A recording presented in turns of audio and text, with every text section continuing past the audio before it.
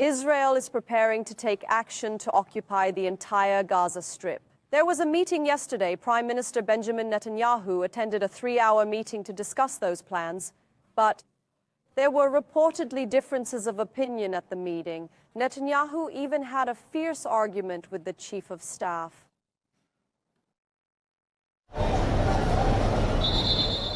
Israeli Prime Minister Benjamin Netanyahu continues to insist on his plan for a full occupation of Gaza.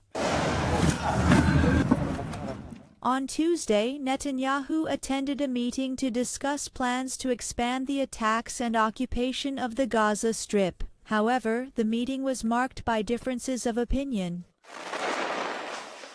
According to Israeli media, Netanyahu favors a full occupation of the territory, while Chief of Staff Eyal Zamir has reservations about the plan. He argues that expanding the offensive would endanger Israeli hostages held by Hamas. He also characterizes the move as a trap that will further exhaust Israeli soldiers.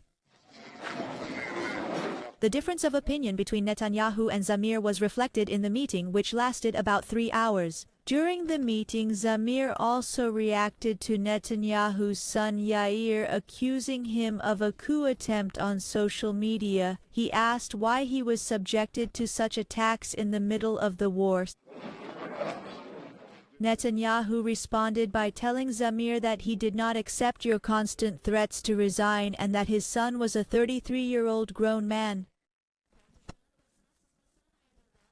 After the discussion leaked to the press, Israeli Defense Minister Israel Katz issued a statement in support of the Chief of Staff. He praised Zamir's leadership and the army. Israeli media had previously quoted Netanyahu as saying that if Zamir disagrees with us, he should resign. As the Netanyahu administration prepares for a full-scale occupation of Gaza, the anxiety of the families of Israeli hostages grows with each passing day. There was another demonstration in Tel Aviv.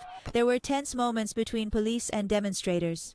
Israeli authorities believe that 50 hostages remain in Gaza. It is believed that 20 of them are still alive. U.S. President Donald Trump was also asked about Israel's plans for a full-scale invasion of Gaza. Trump did not comment directly. What Israel does in Gaza is up to Israel, he said. He argued that he was focused on the delivery of humanitarian aid.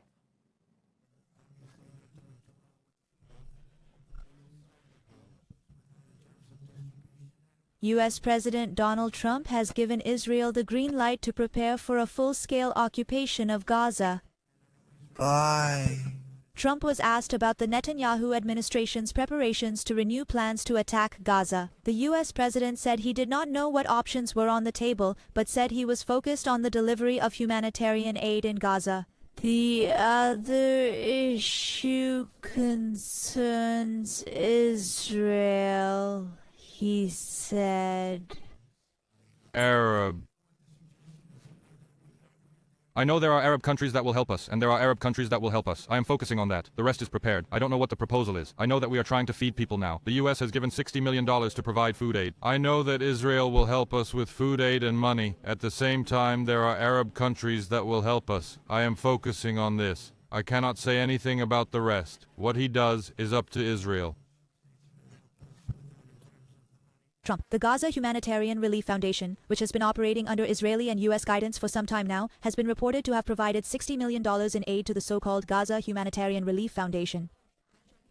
However, both the American and Israeli press have reported that this figure is not true. Most recently, the Washington Post reported that only $3 million had been transferred to the foundation and to vulnerable Palestinians at aid distribution points set up by the Gaza Humanitarian Relief Foundation. International law and human rights are not respected. Every day, Palestinians are the target of